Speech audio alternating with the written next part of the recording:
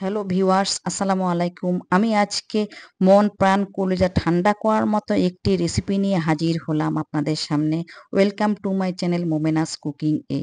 এটা হচ্ছে dragon milk pudding. যেজন্য আমি নিব এখন একটি ড্রাগন। এটা আমার গাছের ছাদ বাগানের ড্রাগন দেখুন। গোড়াটা দেখে মনে হচ্ছে একদম এখনই ছিঁড়ে আনছি। সত্যি এখনই ছিঁড়ে এনেছি এটা। তো এখানে এনে আমি ২ সাইডে কেটে নিব। তারপর মাঝখানটা কেটে আমি ওই খোসা ছড়িয়ে নিব। আমার ছাদ বাগানের ড্রাগন জন্য এখানে কালারটা দেখুন কত সুন্দর হয়েছে। আর বিচিগুলাও কিন্তু অল্প ছোট, ছোট। আর বাজারে যে ড্রাগন গুলো থাকে ওগুলা কিন্তু বিচি অনেক বড়, বড় থাকে। তো আমি এগুলো কিছু কুচি, কুচি করে নিব। কুচি, কুচি করে নিয়ে হাত দিয়ে আমি চটকিয়ে নিব একটু। যাতে করে ওই চালন দিয়ে চালবো রসটা বের করার জন্য যাতে সুবিধা হয় আমার। তো একটা চালনে নিয়ে নিলাম, নিয়ে আমি রসগুলা বের করে ফেলবো।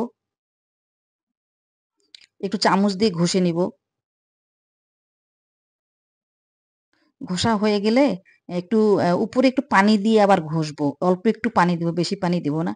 মাশাআল্লাহ অনেকগুলো রস হয়েছে। তো আমি একটি হাঁড়িতে নিয়ে নিলাম। নিয়ে আমি এখানে ১ টেবিল চামচ আগার, আগার পাউডার দিব। দিয়ে ভালো করে মিক্স করে নেব। আপনারা চুলার উপরে দিবেন না। অবশ্যই চুলার উপরে দিবেন না। চুলার দেওয়ার আগে আপনারা ভালো করে মিক্স করে নিবেন। তারপর চুলায় নাড়তে থাকতে হবে। এটা অনবরতই নাড়তে থাকতে হবে। নইলে ঘন হয়ে দলা, দলা বেঁধে যেতে পারে এবং শক্ত হয়ে যেতে পারে। তারপর যখন দেখব যে একটু ঘন হয়ে আসছে তখন একটা ট্রেতে আমি নিয়ে নিব এটা। এবং ট্রেতে নিয়ে আমি ফ্রিজে রাখি দিব ০.৫ ঘন্টার জন্য।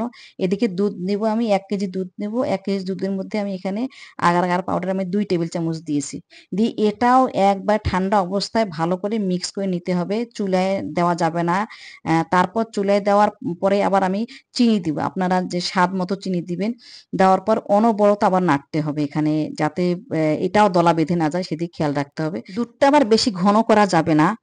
খেয়াল রাখতে হবে যাতে পাতলাও না হয়। তারপর দুধটা যখন হয়ে আসলো, দুধটা ঠান্ডা করতে দিব একটু। ঠান্ডা করতে দিয়ে আমরা ওই যে ড্রাগন ফলগুলোকে যে কেকের মতো শক্ত করে নিয়েছি, সেগুলো এখন নিচে ট্রেতে নিচে দিয়ে দিব। তার উপরে ওই দুধটুকু দিয়ে দিব। আবার মানে একটু গরম অবস্থা থাকতে দিয়ে দিব। এবার বাকি জেলোগুলোও দিয়ে দিব। আমরা এখানে জেলো দিয়েছি ২ লেয়ারে। নিচে দিয়েছি, তারপর দুধ দিয়েছি, তারপর আবার জেলোগুলো দিয়েছি। দেখতে অনেক সুন্দর হয়েছে মাশাআল্লাহ। তারপর ঠান্ডা করে আমি ফ্রিজে রাখবো ০.৫ ঘন্টা। ০.৫ ঘন্টার পরে আমি ফ্রিজ থেকে বের করে এই যে একটা ট্রেতে নিয়ে নিলাম। উপরে একটা প্লেট দিব। প্লেট দিয়ে বাস একটু উল্টিয়ে নিব খুব সাবধানে। মাশাআল্লাহ অসাধারণ হয়েছে। দেখতে অসাধারণ হয়েছে। খেতেও দারুণ হয়েছিল। তো আমি এখন একটি ছুরির সাহায্যে এটা কেকের মতো করে একটু কেটে নিব এবং আপনাদেরকে দেখিয়ে দিব কত সুন্দর হয়েছে এবং অনেক মজা হয়েছে। আমার এই ভিডিওটি ভালো লাগলে আপনারা সাবস্ক্রাইব করে দিবেন আর কমেন্টস করে জানাবেন কেমন হয়েছে। ধন্যবাদ সবাইকে।